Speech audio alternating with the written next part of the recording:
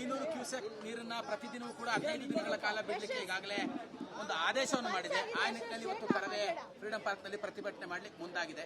ತಾವೇನ್ ಹೇಳ್ತೀರಾ ಸರ್?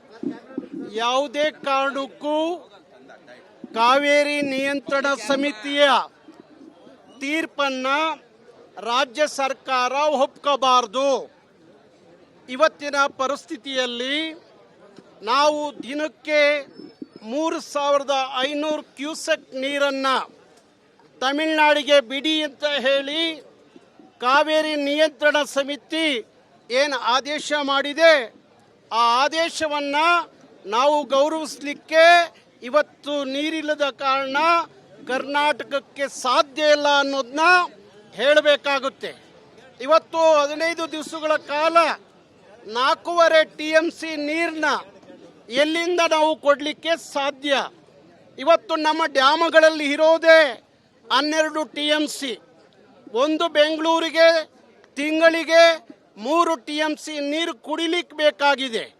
ಕುಡಿಲಿಕ್ಕೆ ನೀರಿಲ್ಲದೆ ಇರುವಾಗ ತಮಿಳುನಾಡಿಗೆ ವ್ಯವಸಾಯಕ್ಕೆ ನೀರು ಕೊಡಿ ಅಂತ ಕೇಳೋದ್ರಲ್ಲಿ, ಆದೇಶ ಮಾಡೋದ್ರಲ್ಲಿ ಏನು ಅರ್ಥ ಇದೆ ಅನ್ನೋದನ್ನ ನಾವು ತೀರ್ಮಾನವನ್ನು ಮಾಡಬೇಕಾಗುತ್ತೆ.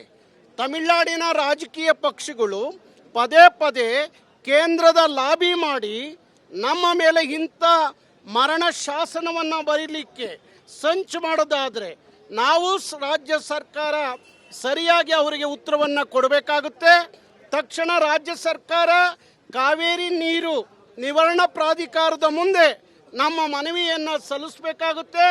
ಇವತ್ತಿನ ಸಂದರ್ಭದಲ್ಲಿ ನಮ್ಮ ಯಾವ ಡ್ಯಾಮುಗಳಲ್ಲಿ, ಅದು KRS ಇರ್ಬೋದು, ಕಬಿನಿ ಇರಬಹುದು, ಹಾಗೆ ಆರಂಗಿ ಡ್ಯಾಮ್ಗಳಲ್ಲೂ ಸಹ ನೀರಿಲ್ಲದ ಕಾರಣ ನಾವು ನೀರು ಕೊಡಲಿಕ್ಕೆ ಸಾಧ್ಯ ಇಲ್ಲ. ಹಾಗಾಗಿ ನಮ್ಮ ಮನವಿಯನ್ನು ಕಾವೇರಿ ನೀರು ನಿವಾರಣಾ ಪ್ರಾಧಿಕಾರದ ಮುಂದೆ ರಾಜ್ಯ ಸರ್ಕಾರ ಸಲ್ಲಿಸಬೇಕಾಗುತ್ತೆ.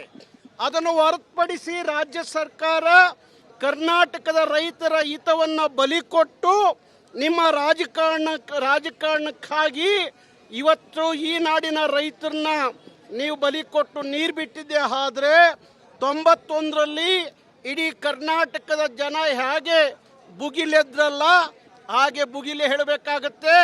ಅವತ್ತು 91ರಲ್ಲಿ ಆದಂಥ ಸಾವು ನೋವುಗಳು ನಿಮಗೆ ನೆನಪಿರಲಿ. ಹಾಗಾಗಿ ಕಾವೇರಿ ಅನ್ನೋದು ಕನ್ನಡಿಗರ ಅದೊಂದು ರೀತಿಯ ಜೀವವಾಹಿನಿ. ಅದರ ಜೊತೆಯಲ್ಲಿ ಹುಡುಗಾಟ ಆಡಬಾರ್ದು ರಾಜ್ಯ ಸರ್ಕಾರ ಅಂತ ನಾನು ಹೇಳಲಿಕ್ಕೆ ಇಷ್ಟಪಡ್ತೀನಿ. ಹಾಗಾಗಿ ಇವತ್ತು ಸಾಂಕೇತಿಕವಾಗಿ ಕರ್ನಾಟಕ ರಕ್ಷಣಾ ವೇದಿಕೆ ಪ್ರತಿಭಟನೆಯನ್ನು ಮಾಡ್ತಾ ಇದೆ. ರಾಜ್ಯ ಸರ್ಕಾರ ತೀರ್ಮಾನ ಕಾವೇರಿ ನಿಯಂತ್ರಣ ಸಮಿತಿಯ ಆದೇಶವನ್ನು ಧಿಕ್ಕರಿಸಿ ನಿಂತ್ಕೋಬೇಕು. 91ರಲ್ಲಿ ಹಾಗೆ ಬಂಗಾರಪ್ಪನವರು ಅವತ್ತು ಆ ತೀರ್ಪನ್ನು ಧಿಕ್ಕರಿಸಿ ನಿಂತರು. ಬಂಗಾರಪ್ಪನವರ ಶಿಷ್ಯ ಅಂತ ಹೇಳಿಕೊಳ್ಳುವಂಥ DK ಶಿವಕುಮಾರ್ ಅವರು ಗುರುಗಳ ಮಾರ್ಗ ಹಿಡಿದ್ರೆ ಕರ್ನಾಟಕದ ಹಿತವನ್ನು ಕಾಪಾಡ್ದಂಗೆ ಆಗುತ್ತೆ. ಅದಕ್ಕೋಸ್ಕರ ಯಾವುದೇ ಕಾರಣಕ್ಕೂ ಕಾವೇರಿ ನಿಯಂತ್ರಣ ಸಮಿತಿಯ ತೀರ್ಪನ್ನು ಧಿಕ್ಕರಿಸಬೇಕು ಅಂತ ಆಗ್ರಹಿಸ್ತೀವಿ. ಅದನ್ನು ಮೀರಿ ನೀರು ಬಿಟ್ಟರೆ ಇಡೀ ಕರ್ನಾಟಕದಲ್ಲಿ ಕರ್ನಾಟಕ ರಕ್ಷಣಾ ವೇದಿಕೆ ಭುಗಿಲಿ ಹೇಳುತ್ತೆ. ಆಗುವ ಅನಾಹುತಕ್ಕೆ ಸರ್ಕಾರವೇ ಹೊಣೆಯನ್ನು ಹೊರಬೇಕಾಗುತ್ತೆ.